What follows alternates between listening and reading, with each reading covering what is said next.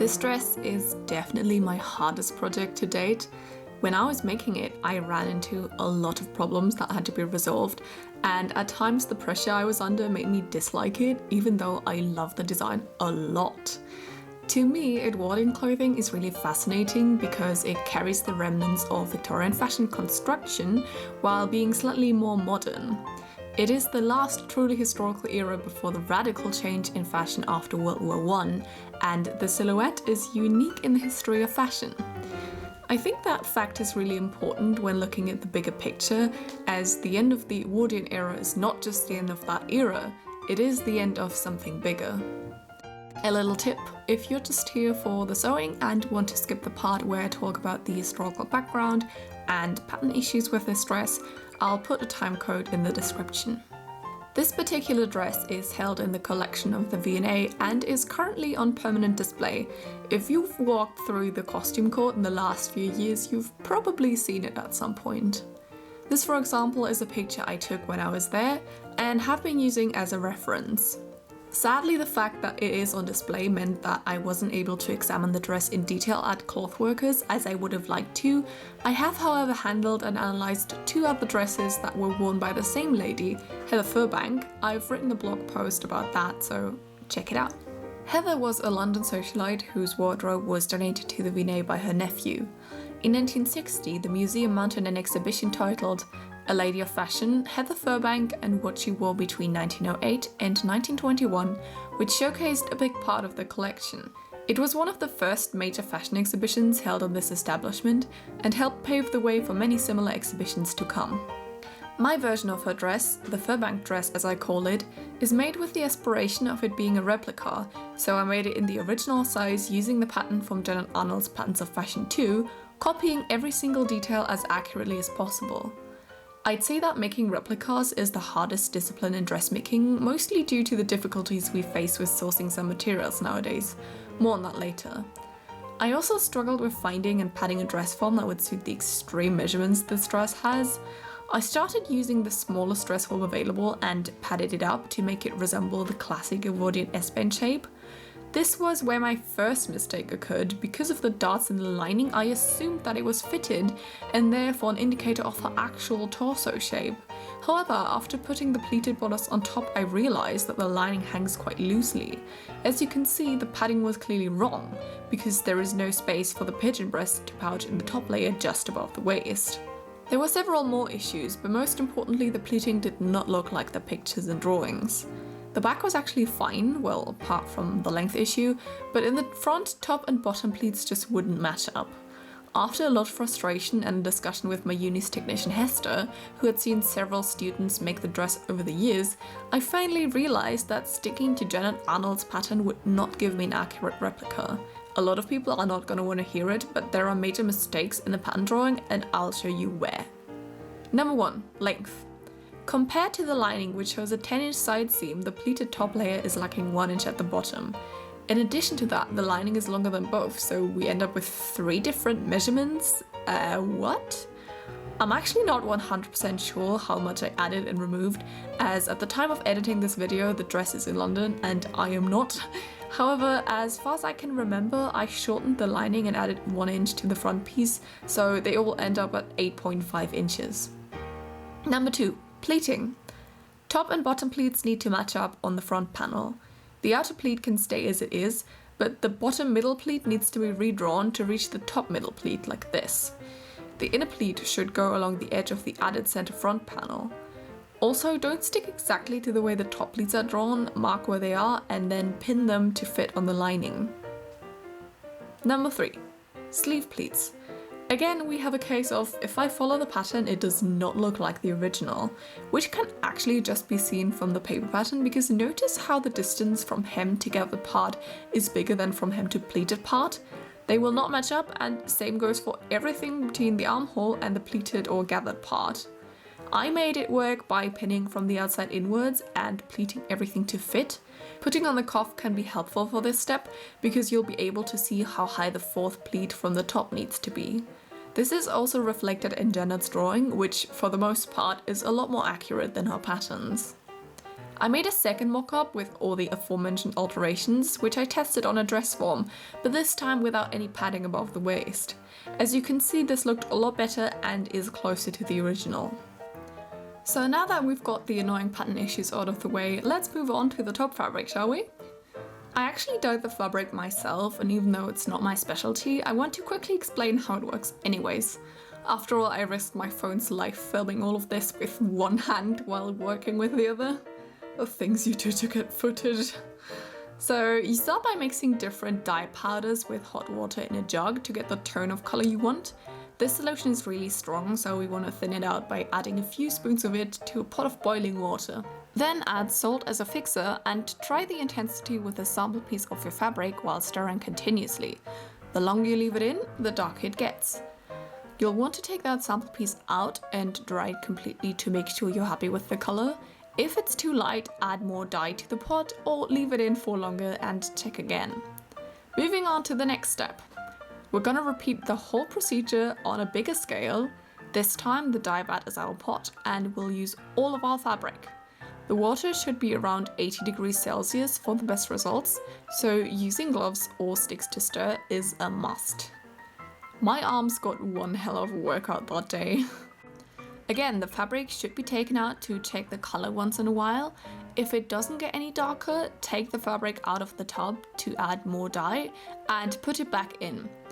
When the desired shade is achieved, put it in a tub of cold water to help fix the color. Hang to dry and done! Are you doing a time lapse? Yeah. Am I in the background? You probably can't even see it. I don't know. Let me check. Oh, you are in the background, but you're very blurry. Don't worry.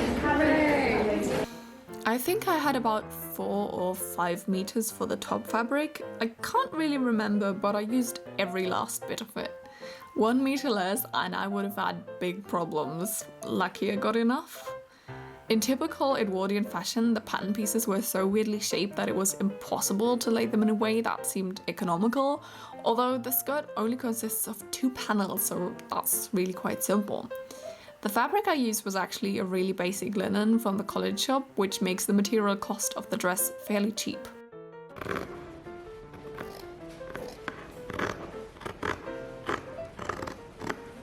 I felt that because I dyed it myself, I valued the material a lot more, and I felt more compelled to keep every last scrap of it. For the lining, I got a white cotton lawn, also from the college shop. All the markings were tailor tacked and the sewing could begin. I started sewing all sides and shoulder seams on the borders and put the bib piece together, making sure to clip all the corners.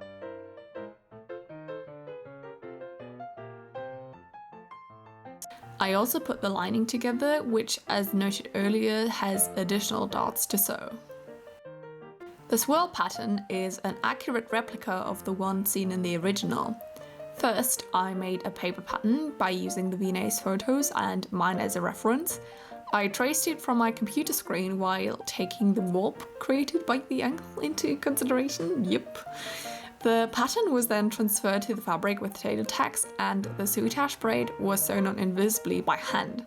This took about 2 whole days, but was actually immensely satisfying to do. The braid itself was incredibly difficult to source. In Janet's notes, it is described as a 3/18 of an inch braid, a width which is no longer produced. I found some antique braid which was this size. I think it was originally used for dolls' clothing, but it was always small scraps and the wrong colors. Another problem was that it had to be matte to match the linen. In the original dress, a cotton braid was used.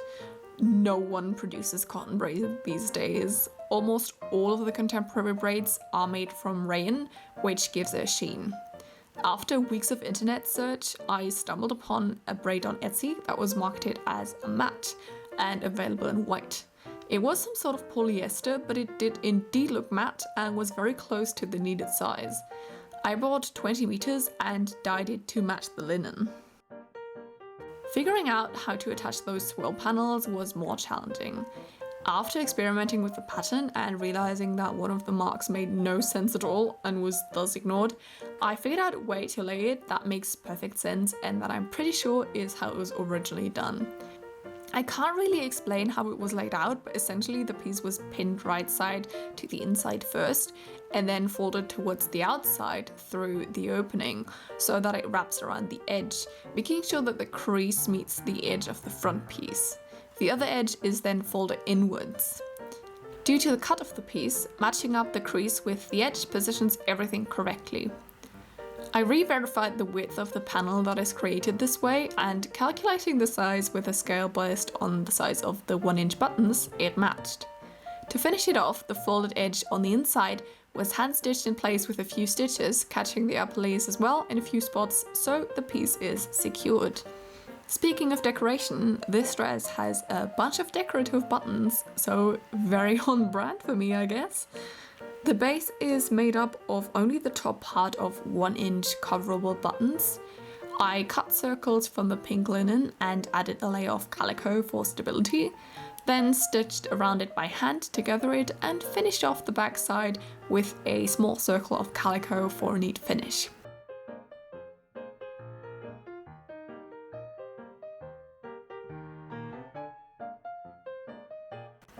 The buttons were then sewn onto the dress by stitching all the way around.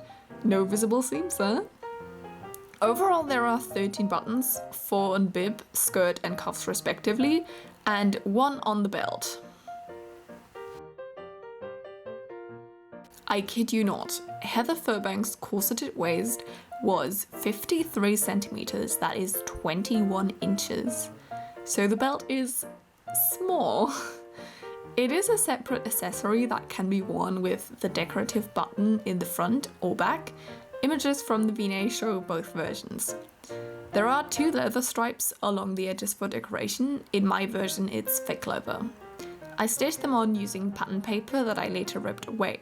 That way the machine transport could work properly without stretching the leather. You could also use a Teflon foot, but I didn't have one. It closes with 3 hooks and worked bars. I originally used eyes, but then I realized that Janet explicitly stated worked bars, so I did that too. It has the advantage of being way less bulky, and it is used across the whole dress except in the center back, where more stability is needed for closure. The belt is merely decorative though, so worked bars are enough. The parts on the bodice where the lining is exposed are covered with an embroidered white mesh lace. I used bobbinet, a cotton net that is also used to make knickers for tutus. The bobbinet was prepared for embroidery by sewing it onto water-soluble interfacing. This gives it more stability, and having the extra layer underneath makes it a lot easier for the fabric transport of the machine to work without stretching the net.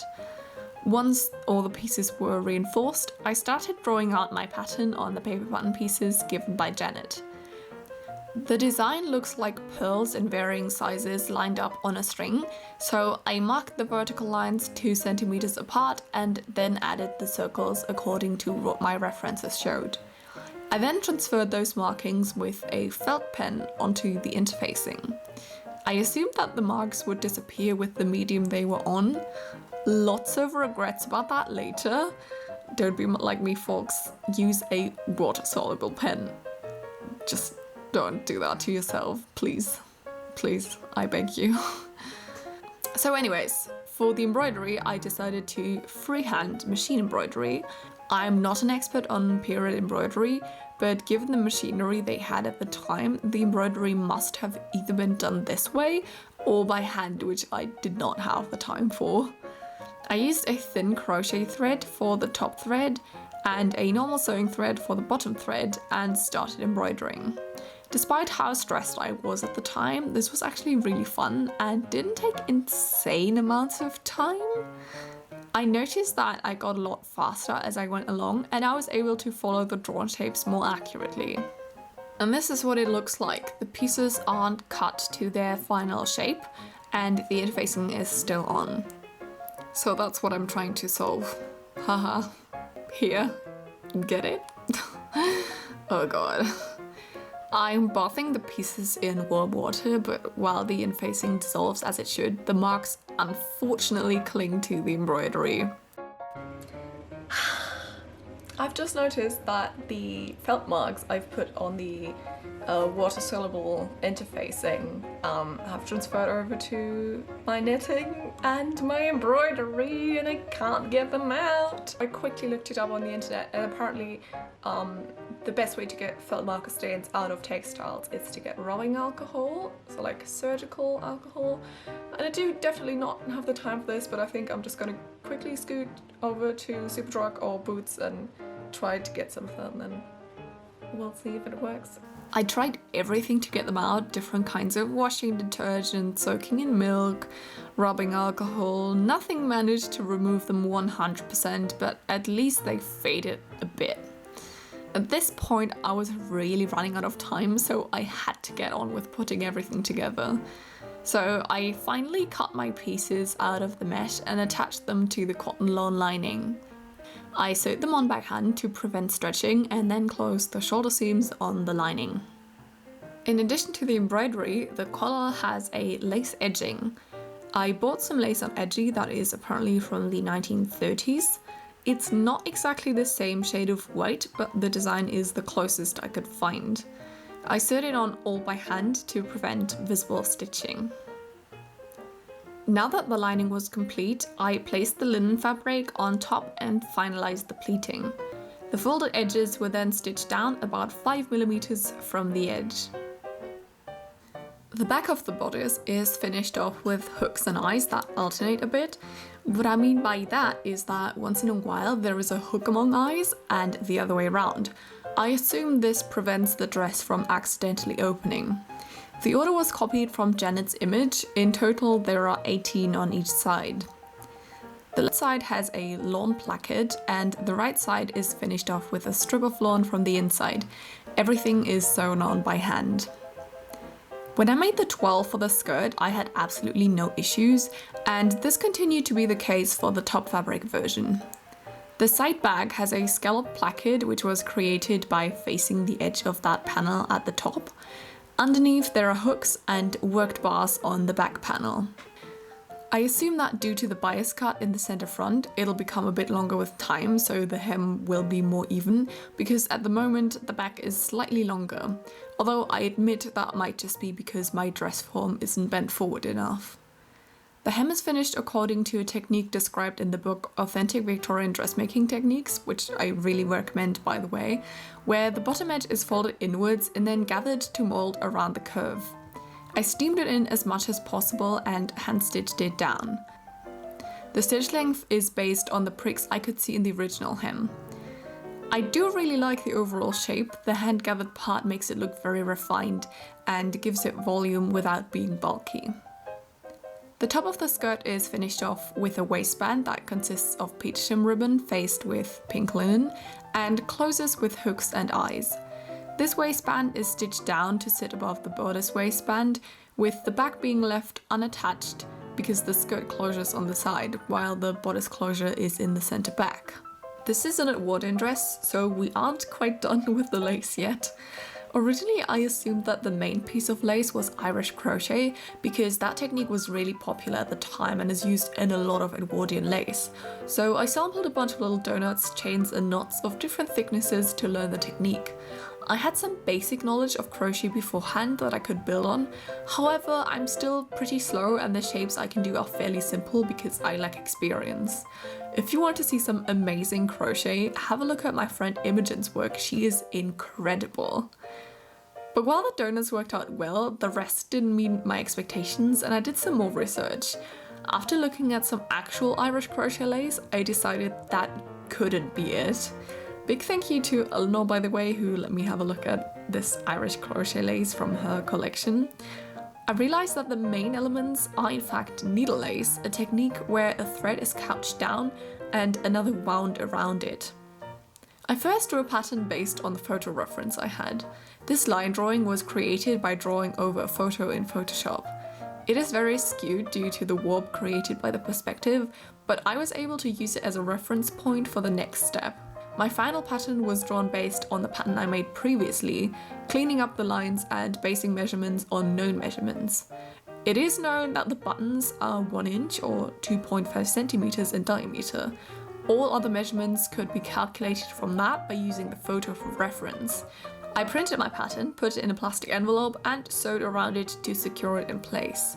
Then I did the needle lace part. I couched down the base thread and followed the outlines with a buttonhole stitch to fill in the space.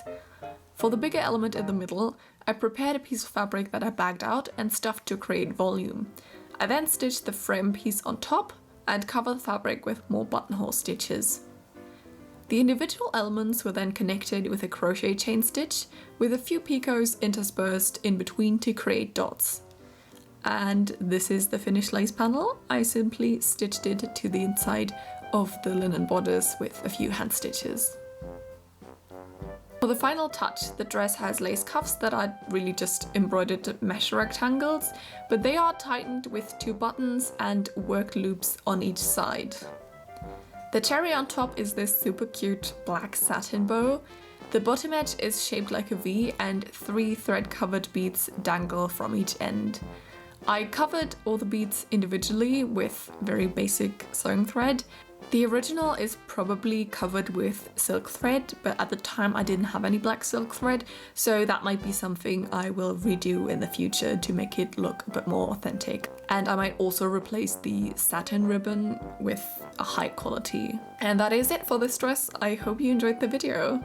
It's been a long time coming, both the dress and the documentation of it. I'm also working on a video for the May Day dress, so that should be up soon. Have a great day and see you next time!